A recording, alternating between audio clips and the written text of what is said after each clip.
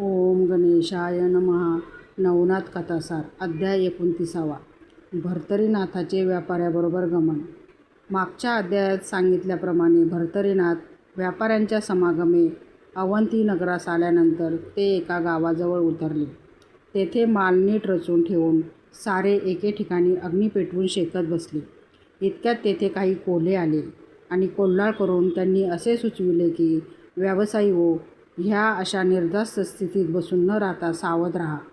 तुमच्यावर चोरटे येऊन धाड घालण्याच्या विचारात आहेत व ते तुम्हास हाणमार करून सर्व द्रव्य घेऊन जातील, अशी सूचना देऊन कोल्हे निघून गेले. पूर्वी भर्तरी श्वापदामध्ये राहिला असल्यामुळे त्यास जनावराची भाषा चांगली येत होती. हा कोल्ह्यांनी सांगितलेला संदेश आपण व्यापाऱ्यास सांगून सावध करावे, असा भर्तरीने विचार करून चोर लुटावयास येणार आहेत ही गोष्ट त्यास सांगितली.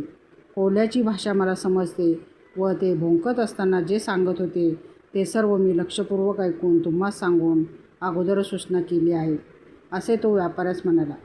ह्या भर्तरीच्या बोलण्यावर विश्वास ठेवून त्यांनी आपल्या मालांची नीट लपवालपवी केली व हातात शस्त्रे घेऊन व चांगला उजेड करून सर्वजण पहारा करू लागले.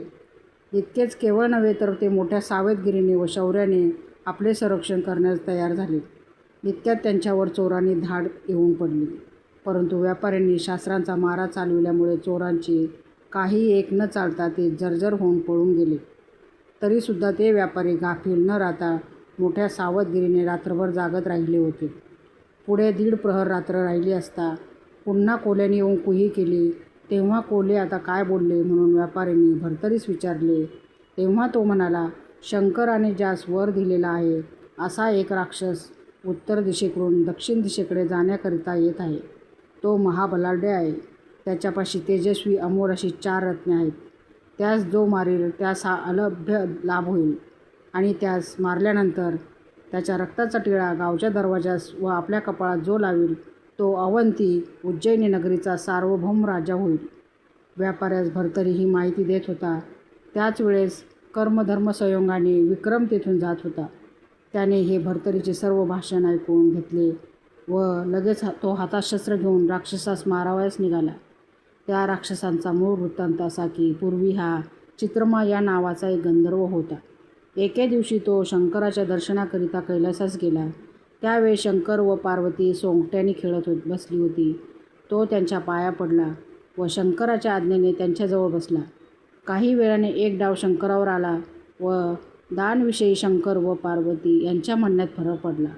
तेव्हा दोघात बराच वाद होऊन दान काय पडले हे त्यांनी त्या गंधर्वास विचारले. त्याने शिवाचा पक्ष धरून 18 पडले म्हणून सांगितले, परंतु त्यावेळेस खरोखर 12 पडले होते.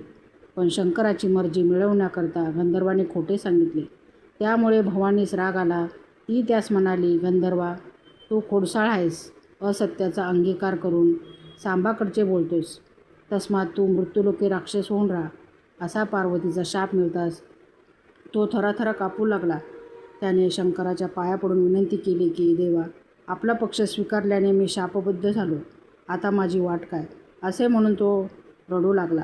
तेव्हा शंकरास दया येऊन तो म्हणाला, गंधर्वनाथ, पार्वतीने शाप दिला हे खरे, पण तू काही चिंता करू नको. सुरोचन गंधर्वास इंद्राने शाप दिलेला आहे. त्यात जो पुत्र होईल तो शस्त्रप्रहार करून तुझा प्राण घेऊन राक्षस देहापासून तुला सोडवेल. तेव्हा मला मारल्याने त्यास लाभ कोणता व माझे वृत्त त्यास कसे व कोणत्या रीतीने लागेल हे कळल्यास बरे पडेल. म्हणून गंधर्वाने म्हटल्यानंतर शंकराने सांगितले की, तुला मारून तुझ्या रक्ताचा टिळा कपाळी लाविल्यानंतर त्यास सार्वभौमपद प्राप्त होऊन तो सदा सर्वदा विजय मिळवित जाईल. तुझी माहिती त्यास भर्तरीनाथाच्या मुखाने लागेल. तो भर्तरी नारायणाचा अवतार होय. हे ऐकून गंधर्वास वाटले तो राक्षसाचा देह धरून मृत्यूलोकी आला. सुरोचन गंधर्वाला इंद्राने कोणत्या अन्यास्तव शाप दिला